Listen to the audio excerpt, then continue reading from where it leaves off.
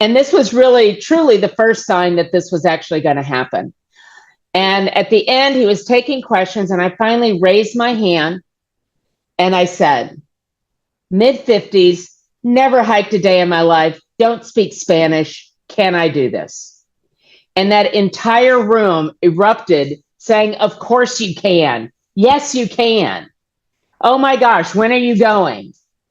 And I spent an hour after that, it had kind of broken up, and an hour talking to these people and them telling me why I could do this and why I needed to do this.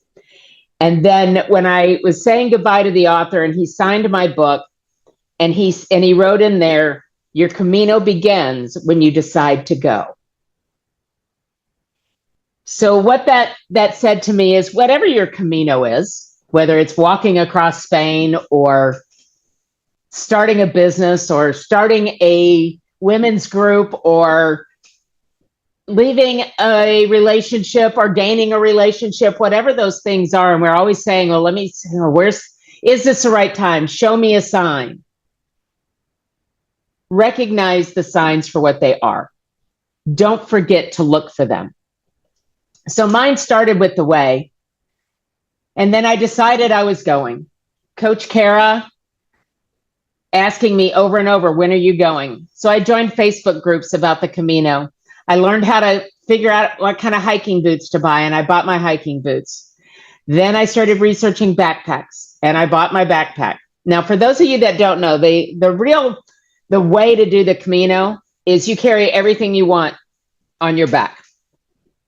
Now, the longest one is a month-long walk, and it is walking. You start in the furthest southeast point of France, the northeast point of Spain, and then you walk all the way north across Spain. Now, I didn't start that far back. I had a job. I couldn't be gone for a whole month. So I started in a place called Sarria, which is 100 kilometers outside of Santiago. Now, one of the things, I guess, in when walking the Camino is you get a stamp, and you stamp your Camino passport all along the way. And to get your Compostela, you need to walk 100 kilometers outside, from into Santiago. So that's why I started in Sarria. It is 100 kilometers from downtown Santiago. So that's where I started. And I did my planning, and I had it all figured out, and I knew exactly what I was going to do. And I asked my husband if he wanted to go, and he's like, nope. He wanted absolutely no part of this. I had many friends saying, oh my God, you're going alone? I'll go with you. Well, first of all, I'm not ever counting on anybody to do something like this. And I didn't want anybody else to go. My husband didn't want to go. I didn't want anybody else to go either. This was, and so I didn't want to have to worry about somebody else.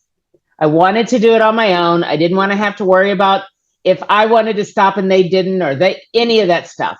I was not looking for companionship as much as I was looking for reflection and understanding of myself.